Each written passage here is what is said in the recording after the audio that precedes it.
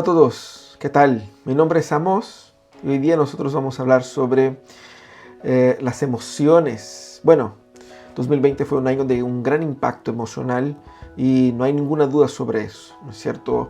Fue un año de mucho desequilibrio emocional, producto de todo lo que pasó en el mundo, pandemia, crisis económica, desafíos familiares, personales y de todo tipo. Así que seguramente para comenzar 2021 de mejor manera tenemos que pensar en cómo nuestras emociones están siendo trabajadas, y a eso quiero invitar a meditar en ese breve momento. Sabemos que hay diversas maneras de interpretar la forma como nuestras emociones se manifiestan, pero sea de una manera un poco más divorciada de la espiritualidad, como de una manera como hiperespiritual. Nosotros sabemos que en muchas ocasiones la forma como interpretamos las emociones es equivocada.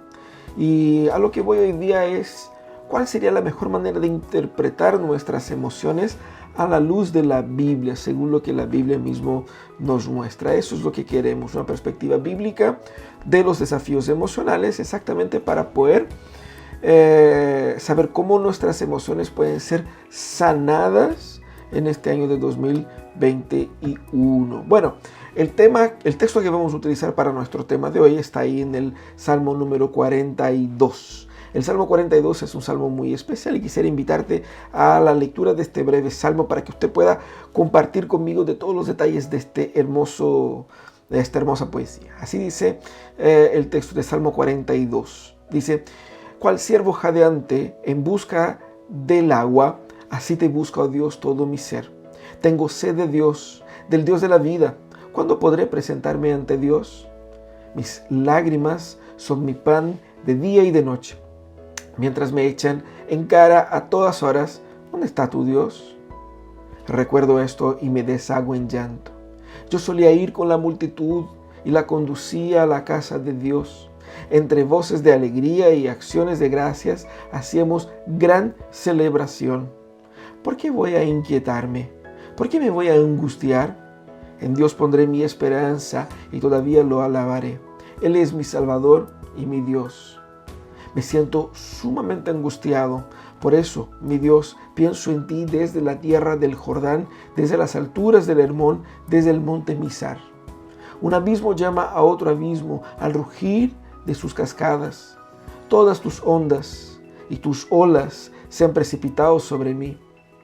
Esta es la oración al Dios de mi vida: que de día el Señor me mande su amor y de noche su canto me acompañe. Y le digo a Dios, a mi roca: ¿por qué me has olvidado?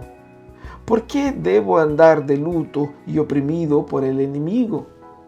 Mortal agonía me penetra hasta los huesos ante la burla de mis adversarios, mientras me echan en cara a todas horas: ¿dónde está tu Dios? ¿Por qué voy a inquietarme? ¿Por qué me voy a angustiar? En Dios pondré mi esperanza y todavía lo alabaré. Él es mi Salvador y mi Dios. Excelente texto, el Salmo número 42. Es un salmo especial, es un lamento individual. Este es un salmo que muestra los sufrimientos de un adorador que está en el exilio, que está distante de su tierra, sufriendo las angustias muy probablemente de un pueblo enemigo, y probablemente sufriendo de no estar en intimidad con Dios y en libertad, sufriendo como muchas personas sufren en nuestros días por diversas razones. Los detalles del sufrimiento no tenemos acá, pero lo que importa es la forma poética como él construye este lamento, y es un lamento con una punta de esperanza dividido en dos partes. La primera parte ahí hasta el versículo 5 y la segunda parte del versículo 6 al 11. Todas esas partes se cierran con el mismo tipo de declaración de esperanza, y ese texto nos va a ayudar a descubrir cuatro principios para cuidar el corazón, para que podamos iniciar ese 2021 con las emociones restauradas por Dios. El primer principio que este salmista nos muestra es que la paz interior está directamente relacionada, vinculada, conectada con la comunión con Dios. Los versículos 1, 2, 4 y 6 prácticamente dicen lo mismo de una forma casi escalonada. Es decir, él anhela desesperadamente por Dios, como un ciervo jadeante que busca agua desesperadamente. Así él busca a Dios, así él tiene anhelos por Dios, él tiene deseos de estar más cerca de Dios. Después él se pone de una forma muy gráfica en profundo llanto, recordándose de los tiempos en que él subía a los cerros de Sión para llegar al templo. A diferencia de nuestros días, ese templo de ellos es una habitación más bien concreta de la presencia de Dios. No podía haber adoración fuera de este lugar. Este era el lugar de adoración en el mundo porque ahí habitaba Dios. Por lo tanto, él está haciendo una referencia a una comunión con Dios directamente, más allá del ambiente físico. Por lo tanto, él clama desesperadamente por esa experiencia de intimidad con Dios y por todos los efectos que eso conlleva.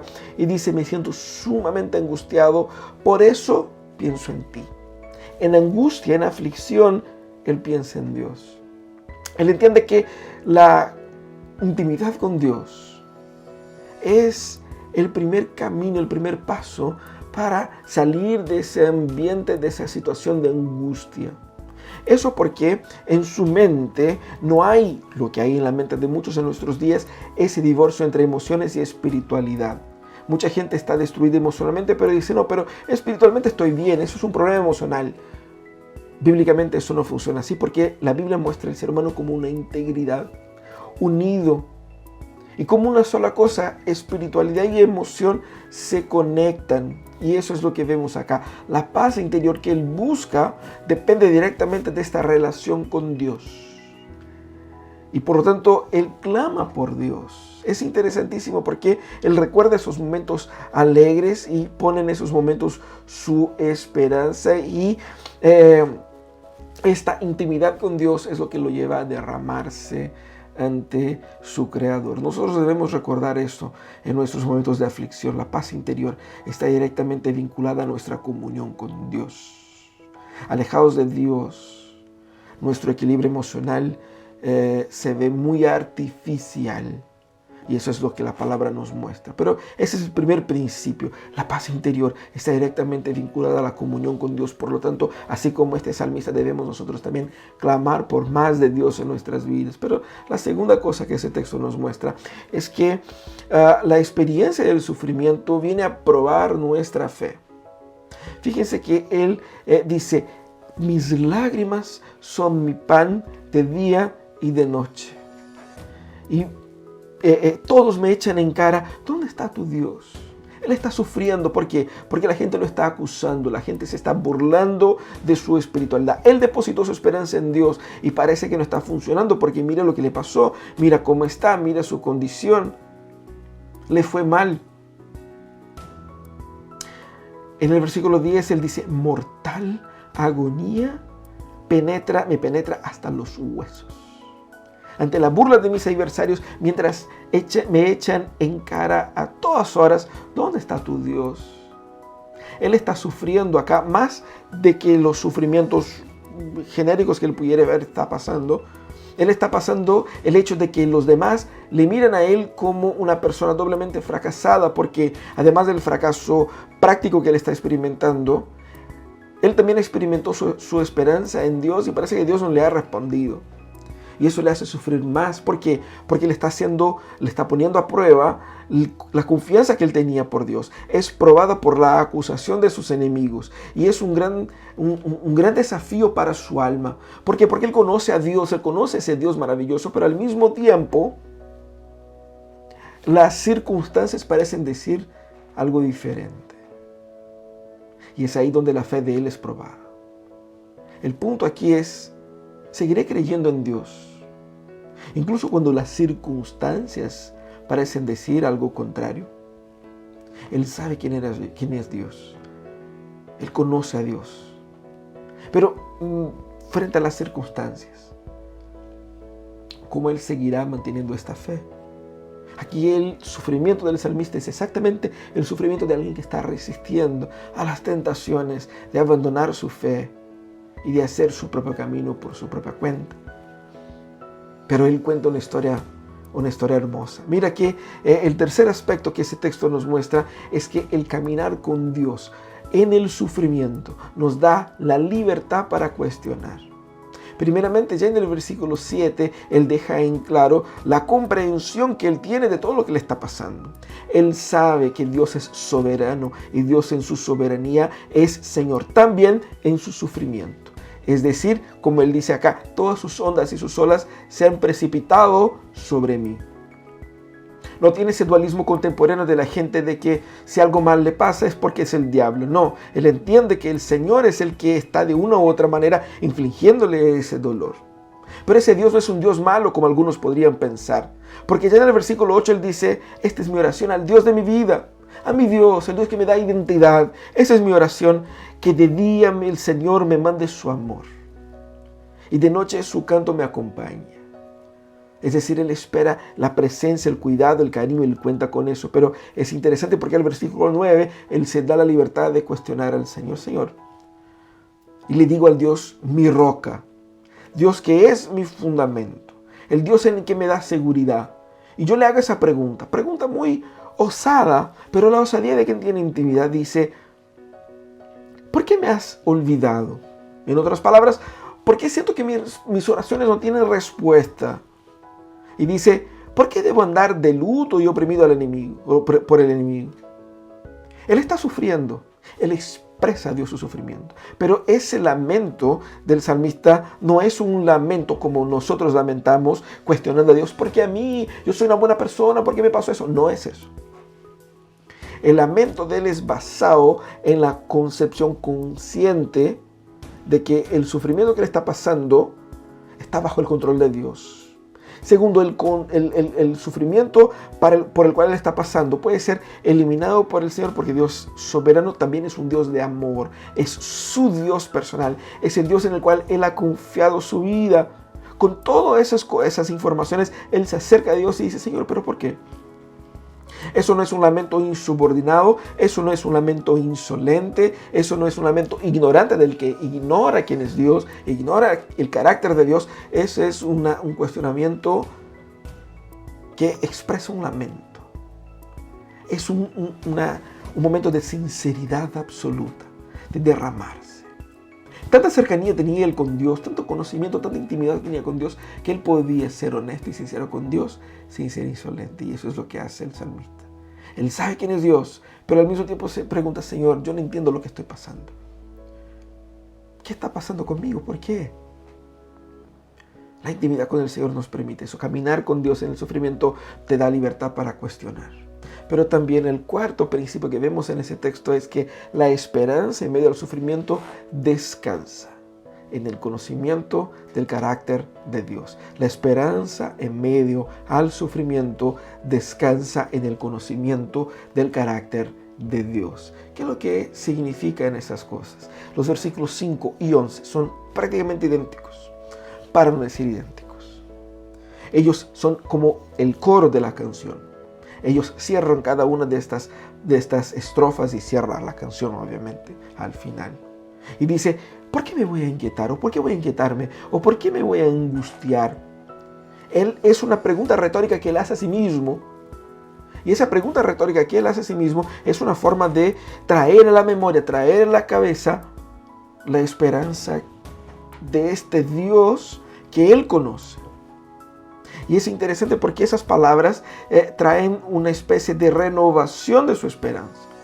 Al recordar quién es Dios, al recordar el poder y el cuidado, el amor de Dios, sus esperanzas se renuevan al punto de preguntarse, ¿por qué me voy a inquietar? Yo sé quién es Dios. Él trae la palabra a la memoria y la palabra de Dios es la que le da perspectiva a su sufrimiento. ¿Por qué me voy a inquietar? También él demuestra acá diciendo, en Dios pondré mi esperanza. Es una fe que no defrauda. Él dice, en Dios pondré mi esperanza. Él toma una decisión, él toma una postura, él asume una actitud frente a lo que le está pasando. Muchos podrían asumir una postura como que, ¿sabe qué? Chao con ese Dios, voy a arreglarme yo solo, voy a tratar yo de con mis propias fuerzas cambiar las circunstancias, de luchar con mis propias manos y de resolver yo los problemas de mi vida. ¿Qué es lo que hace él? El salmista dice, no, en Dios pondré mi esperanza. La tentación a la cual él estaba sujeto era de abandonar a Dios, pero él dice, no, voy a poner en ese Dios, es el que voy a poner mi esperanza. Esa postura definitiva, esa decisión contundente, es lo que marca su postura frente al dolor. Muchas personas están pasando por crisis y no saben cómo reaccionar. Aquí está un ejemplo. Una postura contundente de creer en Dios, aunque las circunstancias no me sean favorables. También él dice, y todavía lo alabaré. Él cree que la solución final para los problemas que le estaba pasando redundaría en alabanza a Dios. Contrariando el pensamiento de muchos que son tan autocentrados, tan centrados en sí mismos, que piensan que todo tiene que girar a su éxito personal. Él dice, no, esta situación redundará en gloria a Dios. Yo alabaré a Dios al haber vencido lo que estoy pasando ahora. Él es el digno de adoración. Él es el ser en el torno del cual todo gira, no yo. Y esa perspectiva le ayuda a mirar al futuro con seguridad. Porque él sabe que todas las cosas en el mundo están ordenadas de tal manera a que Dios sea adorado. Y cuando yo ordeno mi vida y mis sentimientos y mis emociones a eso, el Señor va sanándome de mis crisis y de mis traumas y de mis luchas. Y sea en un momento previo, sea en un momento posterior, mi victoria será dar alabanza al Señor. Y él termina, Él es mi Salvador. La palabra Salvador sería lo mismo que decir, Él es el que ayunta las nubes de tristeza de delante de mi rostro. El que saca la tristeza de mi cara. Y dice también, Él es mi Salvador y mi Dios. No Salvador aquí netamente en el sentido escatológico que vemos en el Nuevo Testamento de salvarnos del infierno. Salvar aquí específicamente en el contexto de librarme de la situación de tristeza y de sufrimiento a la cual yo estoy expuesto. Y también Él es mi Dios, mi identidad. En Él encuentro identidad, en Él encuentro esperanza, en Él encuentro un real sentido de la realidad. Porque lo que él está experimentando es, abandone ese Dios. Y él dice, no, ese Dios es real. Ese Dios es real. Las cosas son como Él dice. Y yo estoy sufriendo, pero Él sabe por qué. Y yo no voy a abandonar la realidad. Ese es el clamor del salmista. Es así como él termina, es así como él se entrega a Dios. La esperanza en medio del sufrimiento descansa en el conocimiento del carácter de Dios. Así que, ¿qué debemos hacer entonces? Primeramente tú, lleva tus dolores y tus sufrimientos a Dios. Trae todas sus angustias a Él. Porque Él te cuida, Él te ama, Él te conoce. Dios sigue siendo bueno aun cuando las cosas no son buenas. Por eso lleva los dolores y los sufrimientos a Él. Pero también no dudes de la bondad de Dios en medio de las luchas. Él sigue siendo bueno. Él sigue siendo bueno aun cuando tus sueños y tus planes fracasan. Porque Él tiene un compromiso, no con tus sueños y con tus planes, sino que con los planes y sueños de Él. Cuando nuestros sueños y planes se están alineados con los de Él, mejor nos va en la vida. Por lo tanto, debemos entender eso. Dios es bueno todo el tiempo. Incluso cuando mis experiencias más sensoriales no me permiten ver. Mismo cuando las nubes llenan el cielo, el sol sigue por detrás. Si las nubes cubren la totalidad del cielo, no puedo pensar que el sol desapareció. El sol sigue ahí, pese a que no pueda ver. Y no le des oído a las mentiras del enemigo, tratándote de decirte que Dios no te ve, que tú no tienes solución, de que tu caso se acabó y de que no hay esperanza para ti. Renuncia a todo, abandona todo, rechaza todo. Dios te ve, Dios te ama. y Dios tiene misericordia. Dios te dará condiciones para reconstruir tu vida, reconstruir tu historia. Dios te dará nuevos sueños, nuevos planes y nuevas conquistas. No escuches a las mentiras del enemigo. Confía en lo que Dios es y en lo que Dios dijo. Y por fin, llena tu corazón de la esperanza de la palabra. Es la Biblia. En ella encontramos las herramientas para tener fortaleza emocional en los momentos de crisis.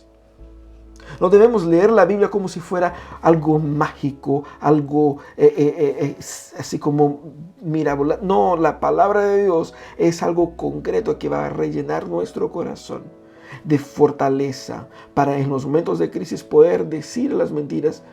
A ver, no es así. Yo sé quién es Dios.